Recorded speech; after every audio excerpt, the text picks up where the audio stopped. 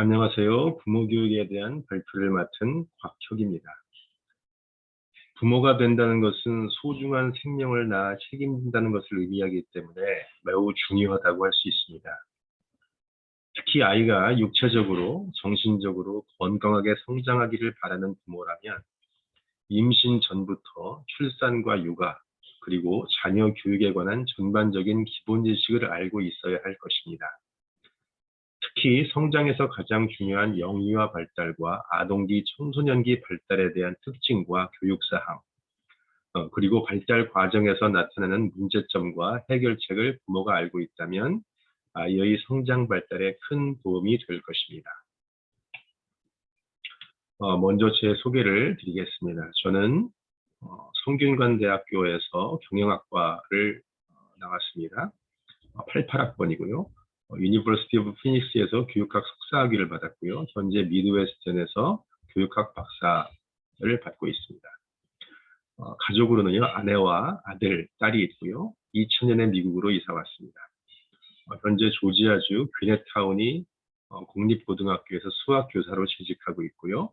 현재 섬기는 교회는 슈가로 파닌 침례교회에서 제자반과 바이블 타임반 팀장으로 일하고 있습니다. 사진들 보시면 제가 학교에서 학생들과 함께 활동을 하고 있는 모습이 보이고 있습니다. 부모가 되기 전에 부모가 되는 과정을 거치기 때문에 좋은 부모가 되기 위해서는 먼저 좋은 부부 관계를 형성하는 것이 중요할 것입니다. 따라서 부부 간에 또 배우자 간에 서로 가장 듣고 싶은 말과 듣기 싫어하는 말, 그리고 부모가 자녀로부터 또한 자녀가 부모로부터 가장 듣고 싶어하는 말과 듣기 싫어하는 말이 무엇인지 잠시 살펴보겠습니다. 보시다시피 부부 간에 배우자 간에 가장 듣고 싶어하는 말은 수고에 대한 감사입니다. 81%를 차지하고요. 기타 성격과 능력에 대한 칭찬이 있습니다. 또 부모로서 자녀로부터 듣고 싶어하는 말은 역시 수고에 대한 감사이고요. 능력과 성격에 대한 칭찬이 있습니다. 네, 이 둘이 아주 비슷한 성향을 보이고 있습니다. 또한 자녀가 부모로부터 듣고 싶어하는 말은요, 노력에 대한 칭찬이 있습니다.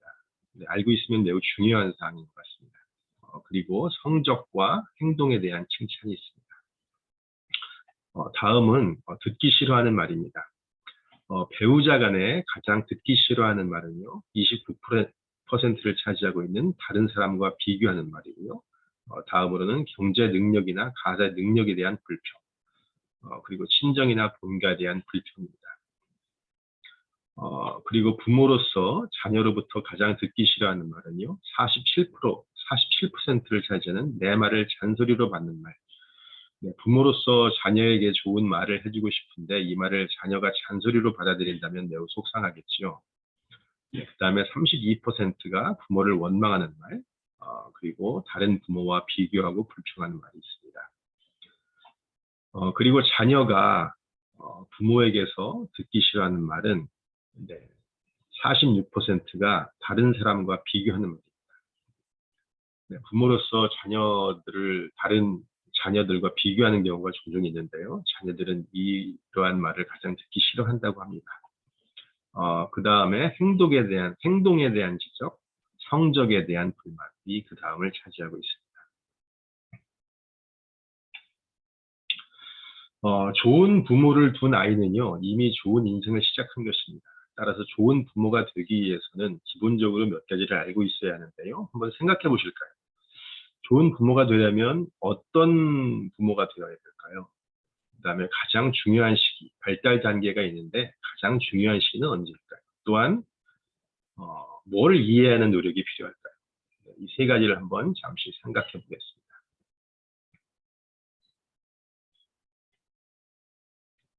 네, 세 가지를 한번 살펴보겠습니다. 먼저 모범이 되는 부모가 되어야 합니다. 말이 아닌 실천하는 부모, 모든 행동은 의도하든 의도하지 않든 모든 발달 영역에 큰 영향을 줍니다. 자녀는 부모의 무의식적인 말과 행동을 기억하고 나중에 습관처럼 자신의 삶에서 재현하게 됩니다. 그래서 부모는 모범을 보이기 위해서 끊임없이 변하는 노력을 해야 합니다. 자녀의 발달 단계에 있어서 특성과 부모의 역할을 이해하는 것이 매우 중요하다고 하겠습니다. 네, 발달 단계에서 가장 중요한 시기는요, 영유아기입니다. 네, 지그문트 프로이드에 의하면 그의 정신분석 이론에 의하면 인간의 기본 성격 구조는 5살 이전에 결정된다고 합니다. 따라서 영유아기에 있어서 발달 과정을 이해하고 문제점 해결 방안을 알고 있는 것은 매우 중요하다고 할 수 있겠습니다. 네, 기본 인성은 영유아기에 집중적으로 발달하고 오랜 기간 인성에 영향을 줍니다. 부모는 모범을 통해 자녀에게 좋은 인성을 심어주어야 합니다. 그리고 자녀를 이해하는 노력이 매우 중요합니다. 먼저 부모가 좋은 모습을 보여주어야 합니다. 도덕적으로, 신앙적으로. 네, 그리고 책을 많이 읽고요. 운동을 하고 취미생활 등을 부모가 할 때 자녀들은 영향을 많이 받습니다. 네, 부모가 좋은 책을 읽을 때 자녀도 좋은 책을 읽게 되고요. 부모가 운동하는 습관을 가질 때 자녀도 역시 따라서 운동하는 습관을 가지게 되고요. 부모의 취미 활동도 마찬가지입니다.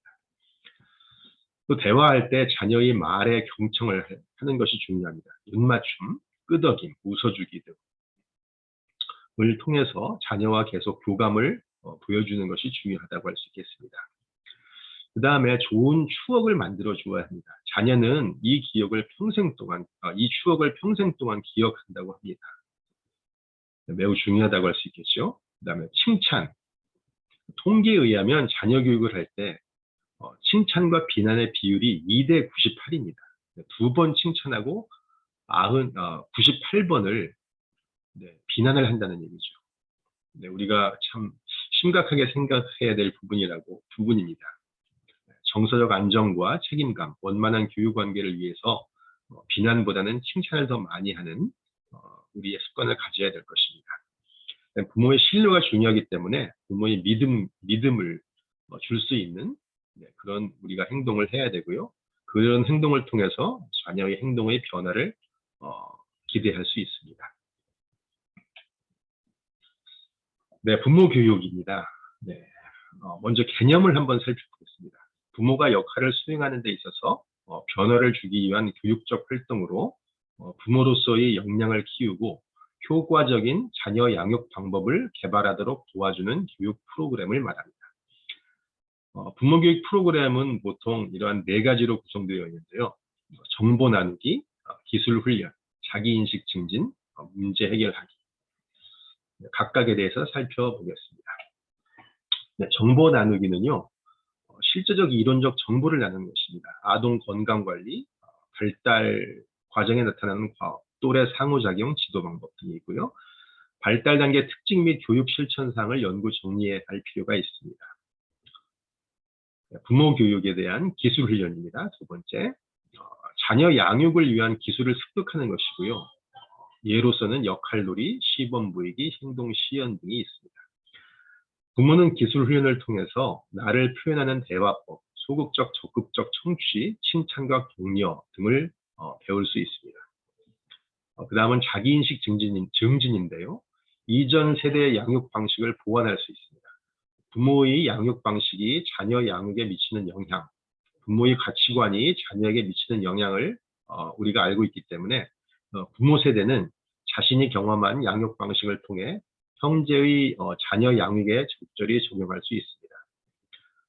특히 이스라엘 전통 교육 방식에 대해서 알고 있는 것은 매우 중요하다고 할 수 있겠습니다. 네, 이스라엘 전통 가정은요, 가족과 공동체 교육 방식을 취하고요.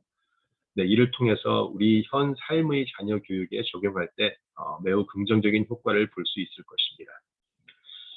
다음으로는 문제 해결하기인데요. 발달 단계별 문제점을 발견하고 해결하는 방법을 아는 것이 매우 중요하다고 할 수 있겠습니다. 발달 단계에서 나타나는 다양한 문제 확인 및 정의를 알아야 하고요. 그에 따른 가능한 해결책을 탐구하고 적용하는 할 수 있어야 할 것입니다. 일반적으로 자녀를 양육할 때 부모의 심리 상태를 알고 있는 것이 매우 중요합니다.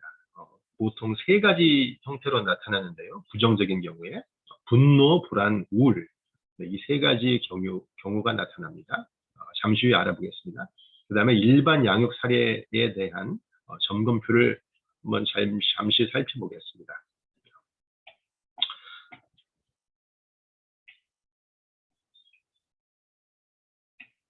네, 먼저 일반 양육 사례에 대해서 한번 살펴보겠는데요. 여기에 몇 가지 사례들이 나와 있는데 부모가 기본적으로 이런 것에 대한 내용과 문제점과 해결책을 알고 있다면 자녀 교육에 큰 도움이 될 것입니다. 네. 한 가지를 여기서 한번 알아보겠습니다. 엄마가 아이와 안 떨어져요. 영유아기 시기에 엄마가 아이와 안 떨어진다고 그랬을 때 우리는 어떻게 해야 될까? 네, 부모로서 이러한 문제점에 대한 해결책을 알고 있다면 자녀 양육에 있어서 어려움 없이 큰 도움을 받을 수 있을 것입니다. 한번 살펴보겠습니다. 네, 22개월 된 아이입니다. 네, 아이가 무엇을 하든 엄마가 떨어지지 않아요. 항상 엄마가 옆에 있어야 놀이를 하고 잠시라도 떨어지면 울고 난리가 납니다. 한번 울면 아무리 달래도 소용이 없고 엄마가 안아줘야 그때서야 울음을 그칩니다. 아이가 크면 괜찮아진다고들 하는데 우리 아이는 전혀 좋아지는 것 같지가 않습니다. 어떻게 해야 할까요? 계속 이러다가는 이 다음 유치원이나 학교도 못 가게 되는 게 아닐까 하는 걱정도 됩니다. 네, 이러한 문제에 대한 전문가의 대답을 한번 살펴보겠습니다. 질문 주신 내용은 엄마가 지나치게 걱정할 일이 아닌 것 같고요.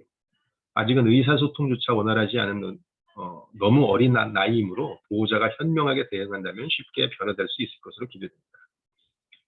울음이라는 것은 아기의 의사표현입니다. 울고 때를 쓸 때마다 안쓰러워서 엄마가 달래고 안아주는 행동으로 일관한다면 아기는 반복적인 같은 표현을 할 수밖에 없고 자신의 행동에 쉽게 익숙해질 수 있습니다.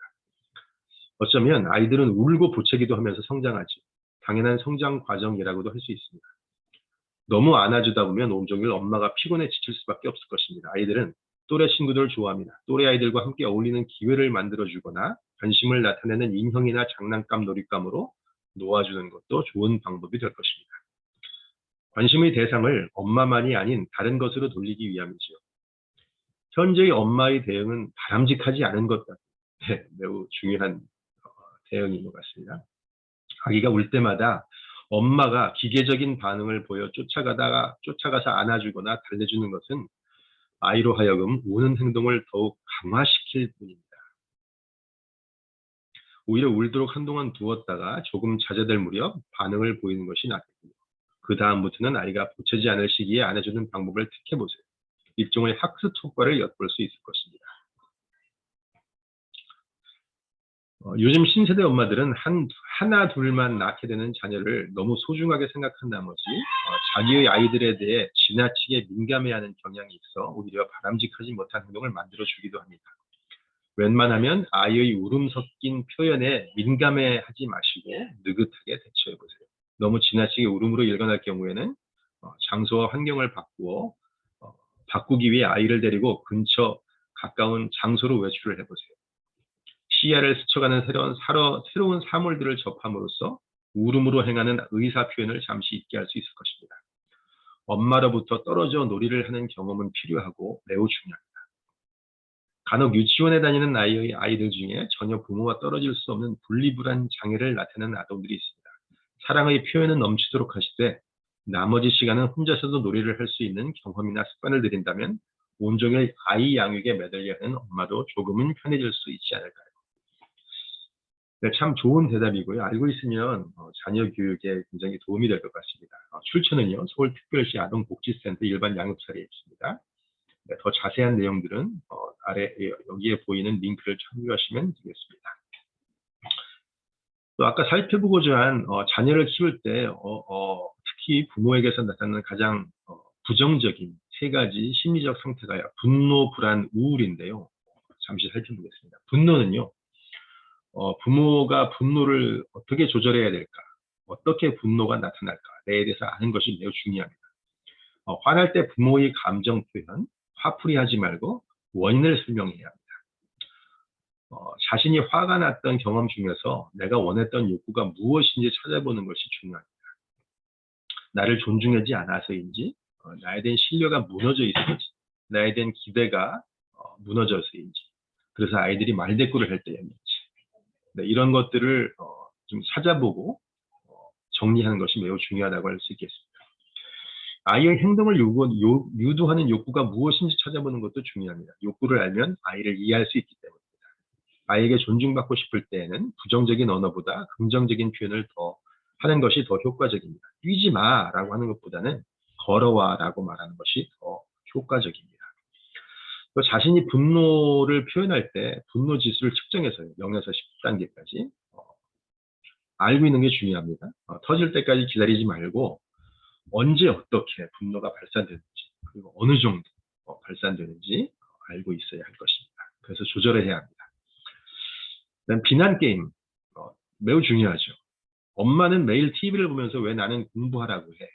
라고 말하는 아이들이 많습니다. 따라서 엄마가 귀찮고 힘들지만 모범을 보이는 그런 행동을 보여주어야 합니다.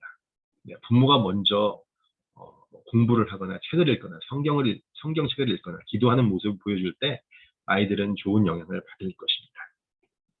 네, 두 번째는요, 불안입니다. 쓸데없는 걱정을 많이 하게 됩니다. 아이들이 처음 두발 자전거를 탈 때 잘 타도록 침전하기보다는 넘어질 것을 걱정하죠. 사회에 적응하지 못하면 어떠지? 다른 아이들부터 왕따 당하면 어쩌지? 선생님께 혼나면 어쩌지? 커서 잘 못 되면 안 되는데. 그래서 잘 키워야지 하면서 잔소리를 시작합니다. 밥을 안 먹어도 투절하면서. 인간은 모든 것을 통제하려는 욕구가 있다고 합니다. 볼링을 칠 때, 골프를 하거나 당구 등을 스포츠를 할 때요. 공이 자기가 원하는 방향으로 나가도록 막 몸을 쓰는 경우를 많이 보게 됩니다. 쓸데없는 걱정이죠. 네. 불안하다는 생각은 보통 문제를 해결해 주지 않고 문제를 더 키우게 됩니다. 자녀가 스스로 생각해서 말할 수 있도록 대화를 유도하는 것이 중요합니다. 엄마가 어떻게 해야 할지 모르겠어. 어떻게 하면 좋을까? 라고 자녀에게 대답을 유도하는 것이 매우 효과적입니다. 세 번째 나타나는 심리적인 증상은 우울입니다. 이것은 자존감과 정체성과 관련이 있는데요. 비교의식이 내재되어 있기 때문입니다. 나는 타인과 비교 불가한 존재라는 인식이 필요합니다. 비교할 때 어떤 우울증이나 자신감, 결여가 나타나는데요. 또 자신감을 얻기 위해서는 수용에 대한 믿음이 필요하고요. 나는 이미 가치 있고 충분한 존재라는 인식을 가져야 할 것입니다. 따라서 상대와 자신 사이의 공간을 두고요. 각자 독립적인 존재라는 인식을 가져야 할 것입니다. 네, 다음으로는요.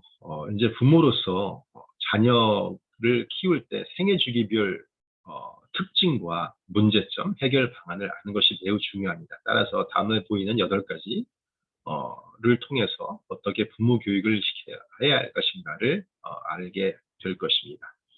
먼저 부모됨과 부모 역할입니다.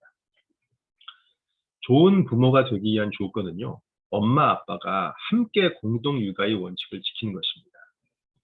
보통 엄마가 자녀 양육을 담당하지만 아빠만 해줄 수 있는 역할이 있기 때문에 아빠가 역할을 수행해 주는 것이 매우 중요합니다. 아빠의 역할을 수행함으로써요. 자녀의 사회성 발달과 리더십, 그리고 논리적인 사고력, 그리고 언어 발달에 도움을 줍니다. 올바른 훈육, 또 지나친 기대와 의존을 지양해야 하고요. 아버지의 도덕적, 사회적 권위를 유지하는 것이 중요합니다. 특히 요즘에는 자녀와 친구처럼 지내는 경우가 많은데요. 친구처럼 지낼 경우에 아버지의 권위가 사라지기 때문에 올바른 자녀 양육을 할 수가 없습니다. 따라서 아이가 독립된 성인으로 성장하기 위한 사회적 규율과 질서를 알려주는 사회 선배로서의 역할을 수행해야 합니다. 네, 두 번째는요, 예비 부부 교육입니다. 예비 부부 학교가 무엇인가? 네, 개념은요, 행복하고 성숙한 결혼 생활을 위해 자신과 배우자에 대한 다양한 이해를 합니다. 목적은요, 예측 가능하고 대체 가능한 결혼 생활을 위한 탐색과 이해의 과정입니다. 예비 부부 교육의 대상은요, 결혼을 앞둔 커플, 재혼을 생각하는 커플, 결혼 생활이 평탄치 않은 부부입니다. 배우자. 배우자는 배우자에 대해서 많이 알아야 하겠지요. 결혼하기 전에요. 또 상대 배우자의 가족 관계, 성장 과정, 성격, 감정 표현 방식, 사랑하는 방식, 대화법 등을 이해해야 합니다. 그리고 결혼하기 전에 부부 헌법 등을 만들어서 부부들이 서로 지켜야 할 어떤 테두리를 만드는 것이 중요합니다. 네, 그리고 재정 계획을 수립해야 하겠지요. 저축, 소비 습관, 결혼식 비용 등을 미리 예측하고 나중에 어떻게 집을 살 것인가, 자녀 교육을 할 때 어떻게 우리가 재정을 마련해서 수립할 것인가, 네, 이런 것들이 필요합니다. 그리고 자녀 출산과 양육에 관한 계획이 필요합니다. 언제 자녀를 낳을 것이고 몇 명을 낳을 것이고 누가 양육을 할 것인가. 이 부분은요, 뭐 한 사람이 양육을 한다는 것이냐, 누가 어떤 부분에 대해서 어떻게 양육할 것인가를 구체적으로 미리 계획하는 것이 중요합니다. 물론 전문적인 어떤 뭐 기관이나 단체 혹은 정보를 통해서 구체적이고 실질적인 양육 방식과 방법과 전략을 수립하는 것이 중요할 것입니다. 그다음에 출산했을 때 직업 활동을 계속할 것인가. 그다음에 자녀 교육은 어떻게 할 것인가. 사교육을 할 것인가. 사교육을 한다면 어떻게 할 것인가. 자녀의 어떤 미래에 대한 교육 계획을 수립하는 것이 매우 중요할 것입니다. 그다음에 예비 부모를 위한 역할 교육이 중요합니다. 행복한 부부의 모습을 보여주는 것이 최고의 부모 역할입니다. 행복한 결혼의 마침표는 성공적인 자녀 교육에 있습니다. 따라서 태교, 부모의 역할, 자녀 교육 방식을 이해하는 것이 매우 중요하다고 할 수 있겠습니다.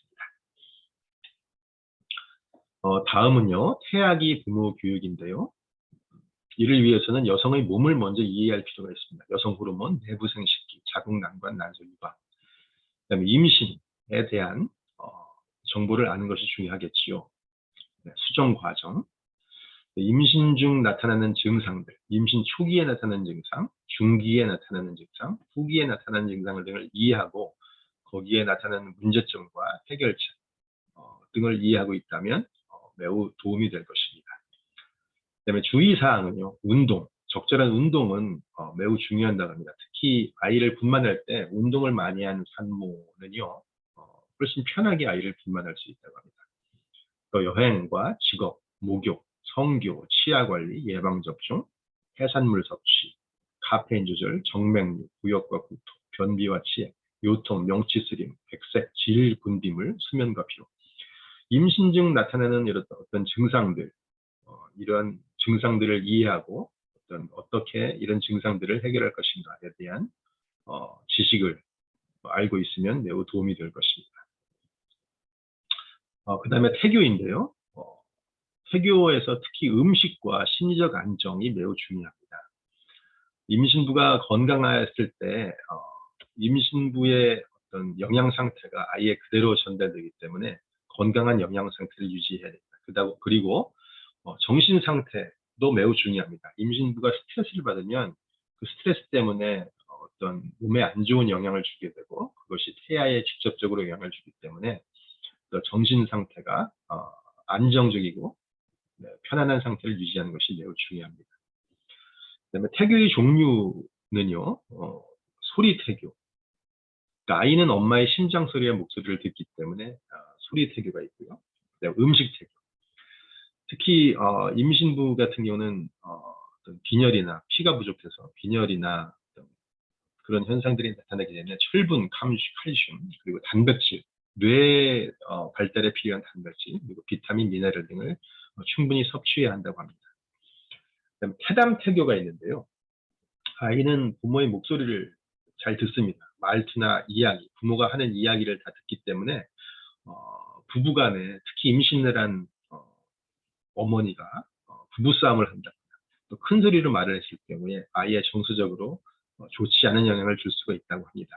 그래서 태담 태교를 하기 위해서는 부모가 아이에게 항상 좋은 이야기를 해주고, 네, 그다음에 좋은 어떤 발성과 말투로 이야기를 했을 때 아이에게 정서적으로 좋은 영향을 줄 수 있다고 합니다. 운동 태교, 아까 말씀드렸듯이 임신부가 운동을 적절히 했을 때 분만에 매우 도움이 된다고 합니다. 음악태교가 있고요. 음악태교는 특히 뇌 건강에, 뇌 발달에 상당히 도움이 된다고 합니다. 네, 숲태교가 있는데요. 산책과 삼림욕, 산책과 삼림욕입니다.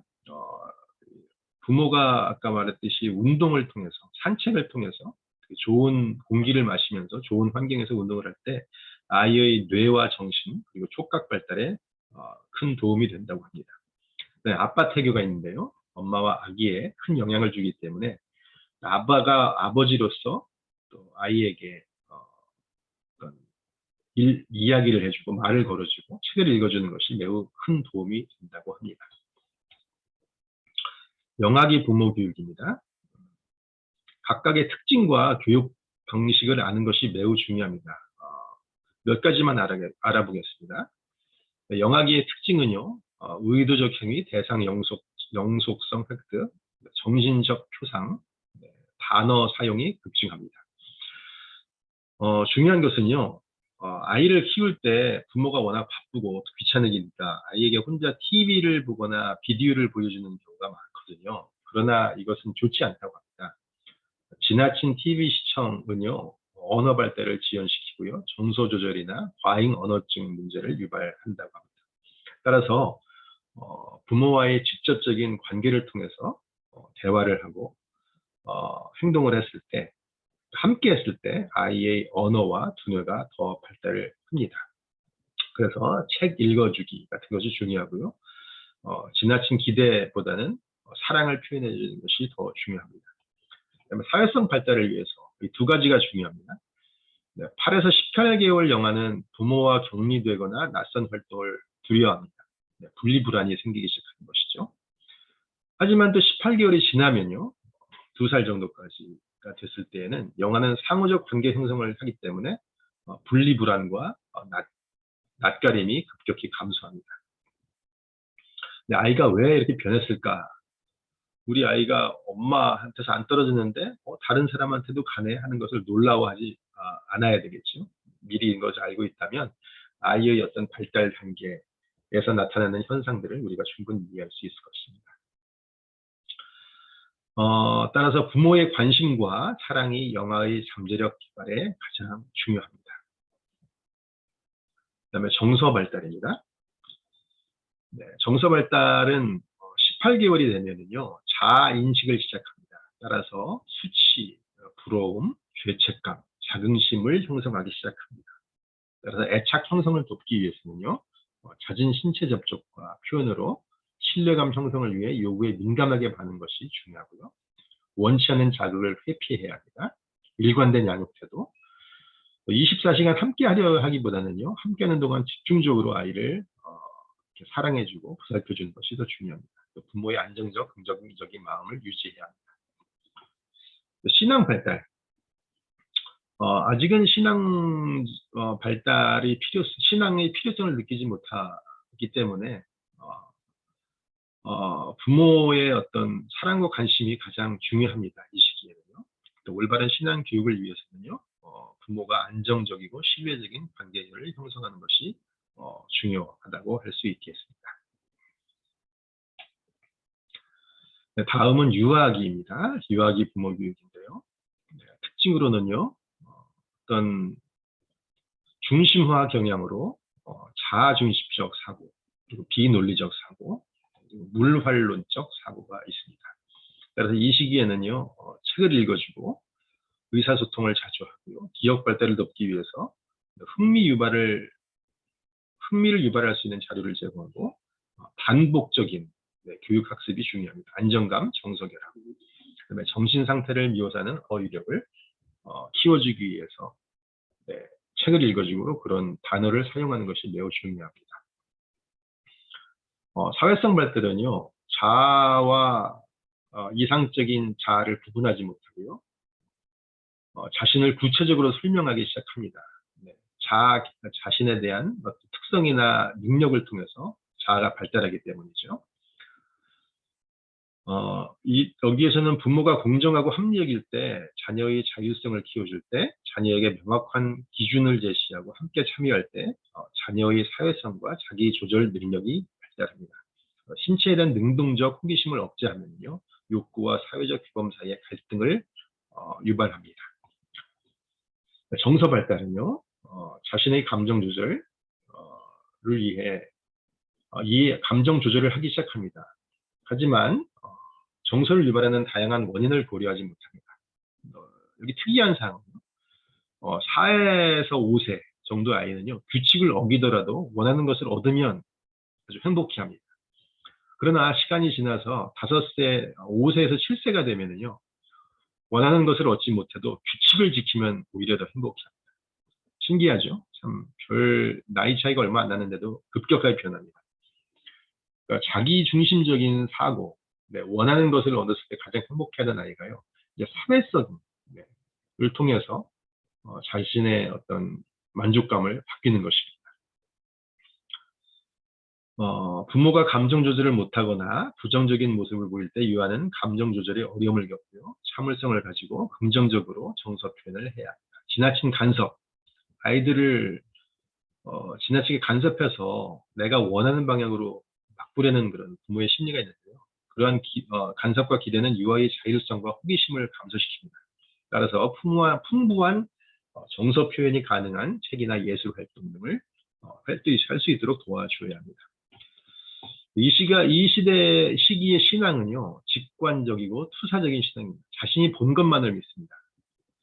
그래서 타인의 신앙을 모방하는 인습적 신앙이고요. 신앙을 문자적으로만 이해합니다. 하나님이나 신에 대한 관심이 없고요. 벌을 피하기 위해 말씀을 지키는 아주 기본적인 신앙 상태를 가지고 있습니다. 따라서 이 시기에는요, 주변 사람의 신앙적 행동이나 이야기에 영향을 강하게 받기 때문에 부모가 신앙의 모범을 보여주는 것이 매우 중요합니다. 그리고 신앙적 상상력을 키워줄 수 있도록 책을 읽어주거나 신앙적 경험을 이야기해 주는 것이 좋습니다. 다음은 아동기입니다. 인지발달적 특징은요, 인지 능력이 급격히 증가하고 사고의 폭이 증가하기 때문에 추상적이고 가설적인 다양하고 세련된 상징 표현이 가능하고요. 추상적이고 가설적인 개념은 아직 형성되지 않습니다. 그리고 자아중심적 감소와 논리적 사고로 분류화와 서열화가 가능하고요. 보존 개념을 획득합니다. 따라서 이 시기에는요, 성취 동기를 부여하는 것이 매우 중요합니다. 아이가 스스로 무엇을 할 수 있도록 보상과 칭찬과 같은 외부 강화 요인을 사용하는 것이 매우 중요하다고 할 수 있겠습니다. 사회성 발달은요, 학교 생활을 시작하기 때문에 타인의 조망으로부터 자신의 생각과 감정을 평가하기 시작하고요. 또래 동조성이 나타나기 시작하고요. 대중매체의 영향을 크게 받습니다. 따라서 이 시기에 가장 중요한 것은요, 또래 친구와 비교하지 말고 자율적으로 목표를 세워서 점진적으로 스스로 달성할 수 있도록 유도하는 것입니다. 그 다음에 높은 수준의 도덕성을 가르칠 수 있는 것이 매우 중요합니다. 부모가 모범을 보여야 되겠죠.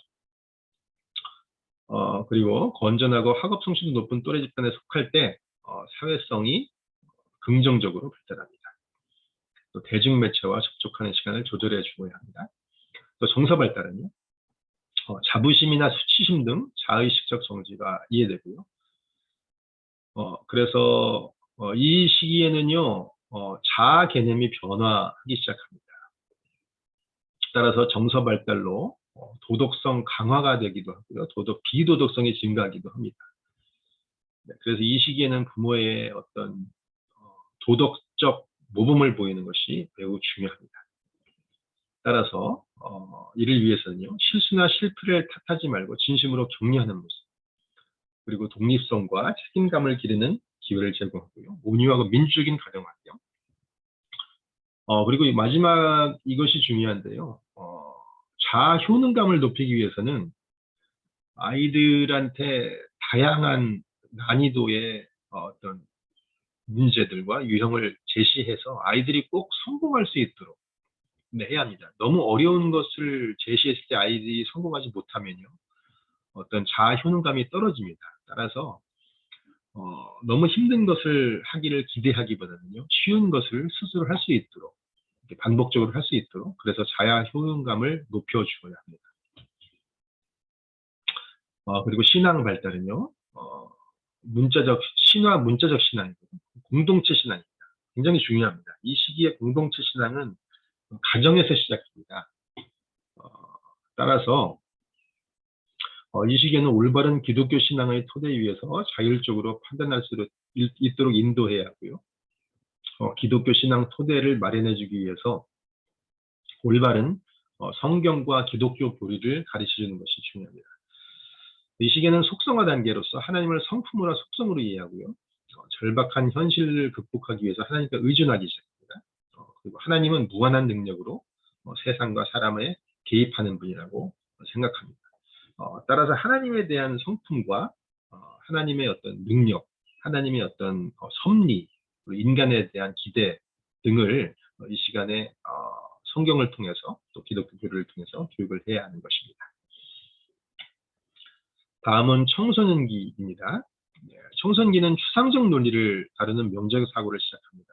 또 가설, 연역적 사고, 조합적 추리, 그 다음에 자아중심성이 다시 상상적 청중과 개인적 우화를 통해서 나타나고요. 중다원적 사고가 가능합니다. 따라서 이 시기에는 추상적 체계적 사고 형성을 위한 어떤 기회를 제공해야 하고요. 또 운동을 통해서 뇌 기능을 발달시킬 수 있도록 도와주어야 합니다. 사회성 발달은요, 부모가 아닌 또래 집단의 기대와 영향을 더 크게 받습니다. 또 부모가 이 시기에 그래서 많이 놀라죠. 말을 잘 듣던 애가 갑자기 말을 안 듣기 시작하죠. 중2병이라고 흔히들 얘기하는데 부모로부터 독립하려 하고 또 부모를 전적으로 믿었었는데 이제는 부모가 아닌 어떤 선생님이나 친구들의 말을 더 믿기 시작합니다. 부모가 세상에서 가장 똑똑하고 올바른 사람인 줄 알았는데 그것이 아니구나라는 것을 느끼기 시작하기 때문이죠. 이 시기에는 그 성별에 따른 사회성 발달의 차이가 나타나는데 여학생은 자신의 감정을 이해해주는 친구를 원하고요. 남학생은 자신을 지지하고 도와주는 친구를 원한다고 합니다. 따라서 이 시기에는요. 원만한 대인관계를 향상시키기 위해서 정체감 성취를 할 수 있는 기회를 제공해야 하고요. 청소년기의 또래 문화를 이해함으로써 자녀와 소통 창구를 마련할 수 있습니다. 정서 발달은요. 자아정체감이 발달하고요. 미래 교육과 직업에 대한 관심과 걱정을 하기 시작합니다. 매우 중요합니다. 이 시기에 공부를 해야 하는데 왜 공부를 해야 하는가? 공부를 해서 좋은 대학 가서 좋은 직장을 얻기 위해서 공부를 해야 하는가? 이런 것에 대한 어떤 부모와 자녀 간의 대화가 매우 중요합니다. 따라서 이 시기에는요, 자아 존중감을 높이기 위해서 관심과 사랑과 격려를 특별히 더 많이 해주어야 합니다. 그리고 정체감 상실을 해결하기 위해서는 자율적으로 판단하고 판단할 수 있는 기회를 제공해야 하고요. 다른 것이 중요한데요. 정체성 성취를 위해서는요. 한 가지 일에 전념할 수 있도록 도와줘야 합니다. 그러니까 여러 가지 일을 막 아이들한테 요구하는 경우가 많거든요. 그러나 한 가지 일을 끝낼 수 있는 충분한 시간과 어떤 환경을 제공해야 한다는 것입니다. 그랬을 때 아이들은 어떤 성취감을 느끼고요. 그 다음 것에 대한 높은 기대감과 도전 정신을 갖고 일을 시작할 수 있기 때문입니다. 그리고 이 시기에는 어떤 게임 약물, 알코올, 담배 등과 같은 정서 발달에 장애가 되는 유해 물질에 취약하기 때문에요. 이런 유해 물질에 대한 위험성을 알고 통제할 수 있도록 도와주어야 합니다.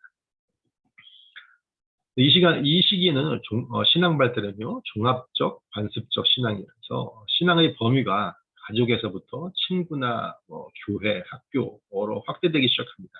하나님을 인격화하기 시작하고요. 하나님의 성품에 대한 어떤 것이 내면화되기 시작해서 기존에 절대적으로 믿었던 하나님을 의심하기 시작하고 두려워하고 신뢰 등으로 묘사하기 시작합니다. 이는 곧 하나님을 절대적 존재에서 상대적 존재로 변화하기 때문입니다. 이 시기에 종교적 자율성을 형성하기 시작합니다. 따라서 이 시기에는요, 신앙 공동체 활동이 매우 중요합니다. 그러니까 아이가 공동체 영향을 많이 받는 얘기죠. 신앙의 범위가 확대되기 때문에.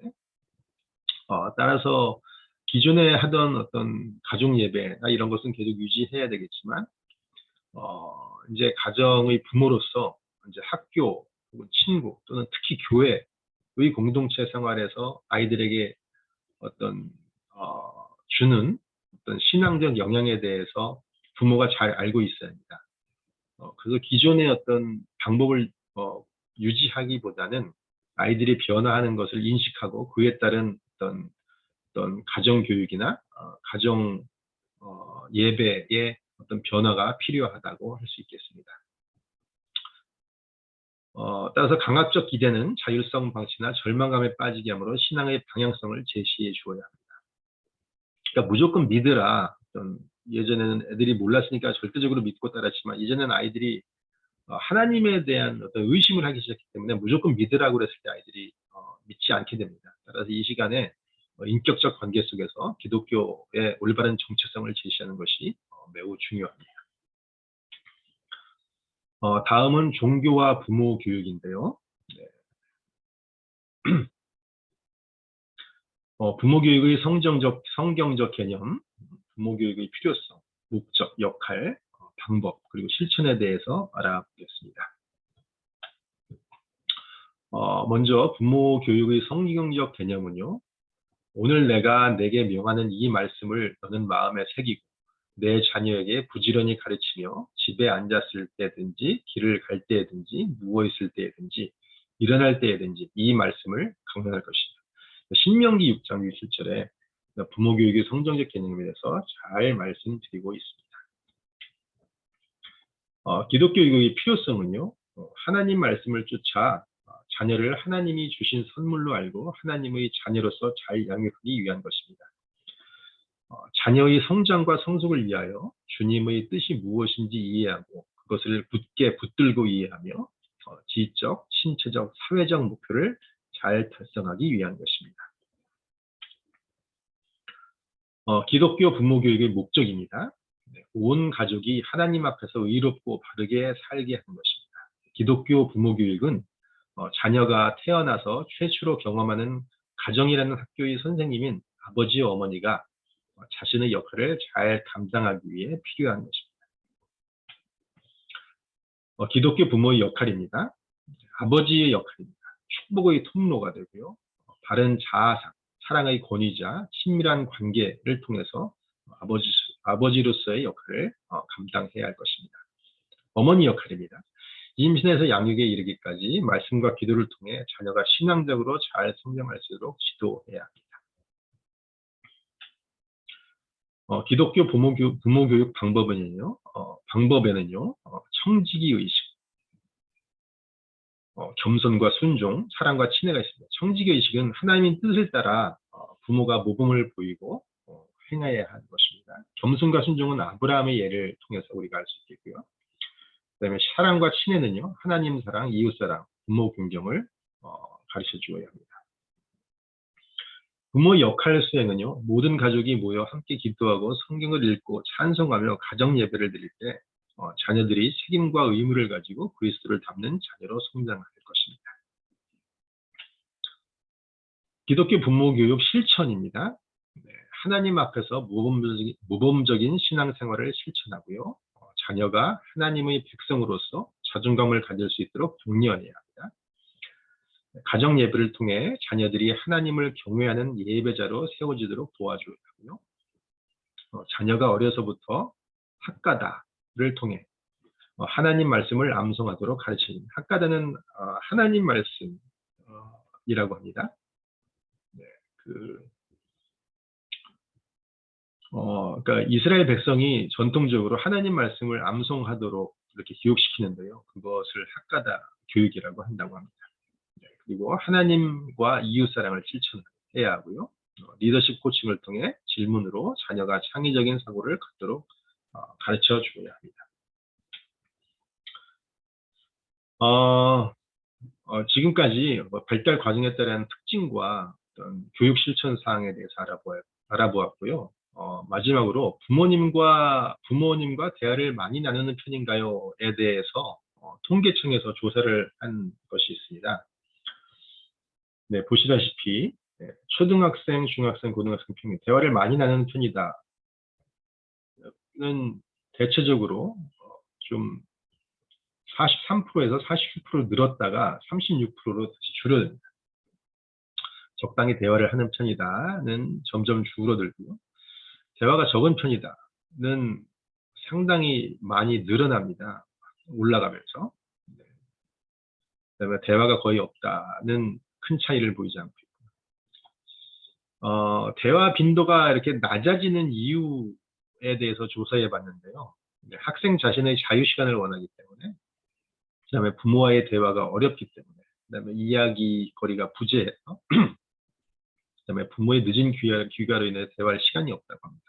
또 부모와 대화할 때 재미가 없어서. 이런 것을 보면 자신의 자유 시간을 위한다는 것은 이제 부모와의 관계가 예전에는 부모에게 많이 의지했었는데 이제는 부모에게서 많이 독립적으로 나가서 자신만의 어떤 영역을 갖기 때문이죠. 굉장히 중요합니다. 부모와 자식 간의 어떤 지속적인 어떤 유대 관계를 형성해야 되는데 어떤 교육적 또 아이들이 공부 때문에 부모와 멀어지게 되고요. 또 학교 활동에 지나치게 많은 학교 활동 그리고 방과 활동 때문에 부모와 대화하거나 함께 할 수 있는 시간이 많이 줄어들기 때문입니다. 이런 것에 대한 어떤 상황을 부모가 이해하고요. 그것에 대한 해결책을 마련하는 것이 매우 중요하다고 할 수 있겠습니다.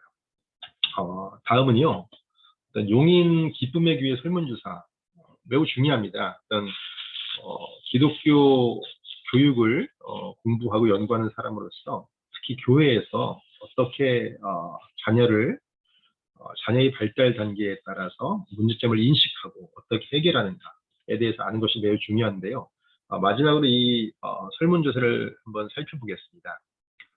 설문조사는 교회의 자녀의 몇 명입니까? 자녀는 어느 발달 단계에 있나요?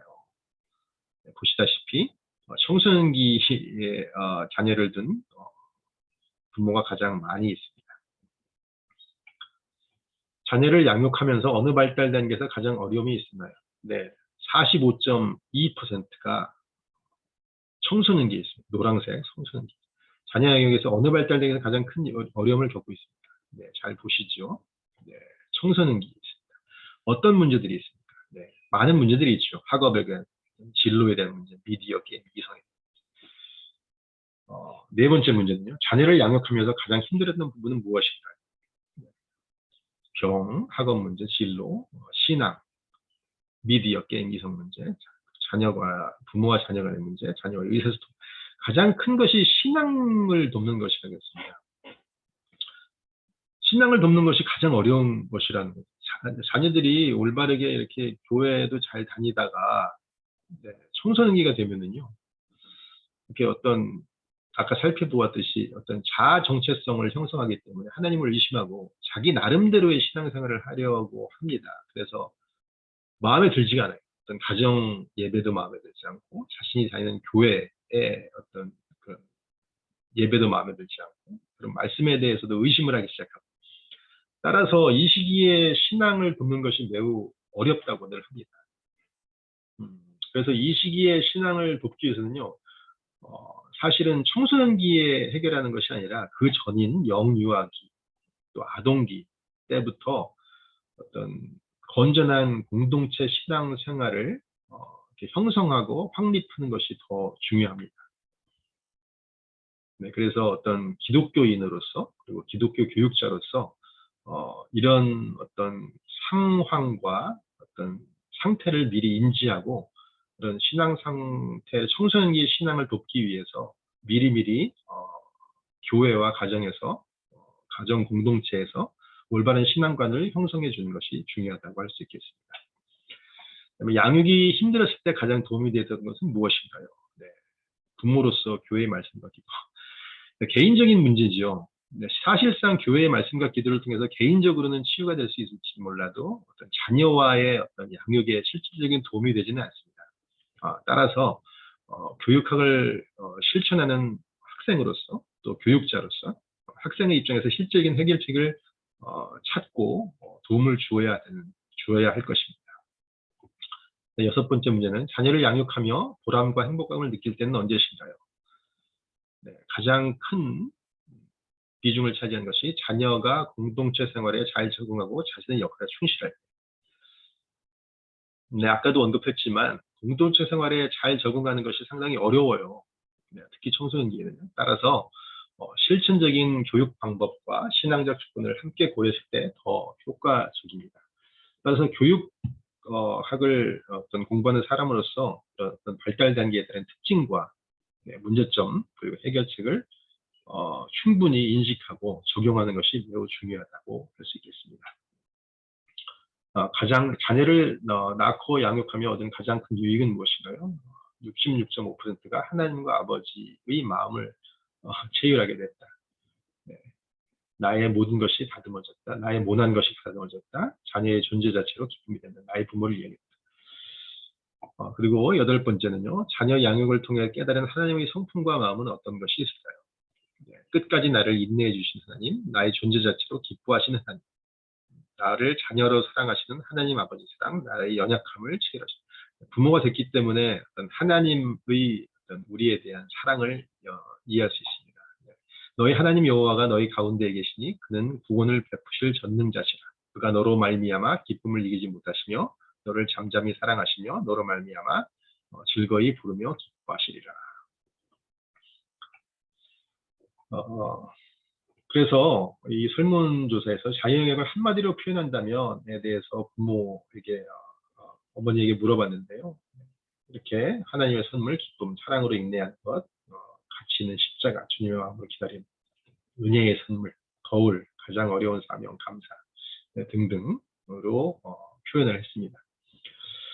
네, 나의 결론은 과연 무엇일까요? 한번 자신의 생각으로 자녀의 영역에 대한 표현을 한마디로 했으면 좋겠습니다. 네, 이상으로 부모교육 발표를 마치겠습니다. 부족하지만 시청해 주셔서 감사합니다.